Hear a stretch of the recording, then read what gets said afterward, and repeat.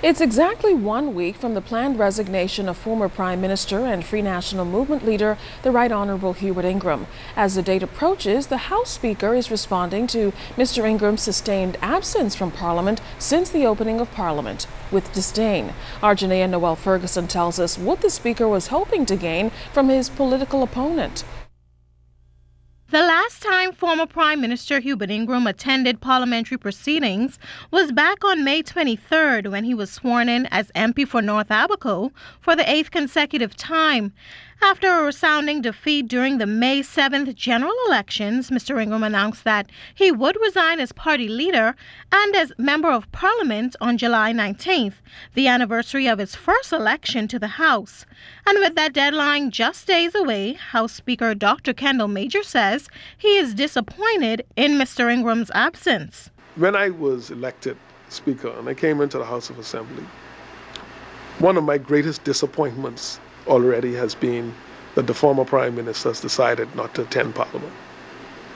And I say that because I believe he brings a tremendous amount of a wealth of experience to the process. Now, when and if Mr. Ingraham resigns on July 19th, a by-election will have to take place within 60 days.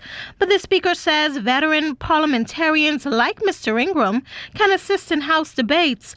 Following Mr. Ingram's resignation, Prime Minister Perry Christie, elected in 1977, will be the longest-serving member.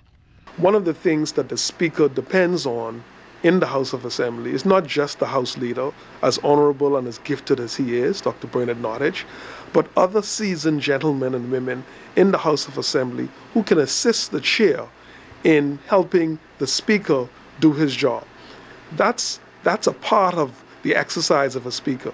So I'm not here to rule on every debate or every assertion. Some things must be done back and forth. But there are some instances where a seasoned, respected member of Parliament can rise to their feet and assist the chair by making certain observations that can be very instrumental to the advancement of our democracy. But exactly how does Mr. Ingram's absence affect the proceedings of the House? This is what the Speaker had to say. I think we are shortchanged that the member decided, apparently, that he will not come at this time. So we depend on so your point is a good one.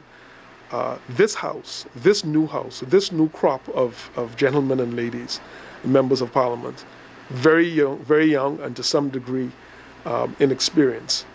That has its advantages for this new Speaker, but I am not the type of person to shy away from hard work.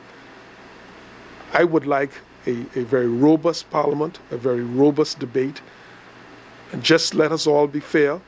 Let us all, if we're fair, if we're respectful, each of us will have every opportunity to get our message heard so that the people that elected us can say, well done. Janaea Noel Ferguson, ZNS News. Now, if you're wondering what parliamentary procedure must precede a resignation from Parliament, we can tell you the member needs only to send a letter to the Speaker informing him of his or her decision to resign.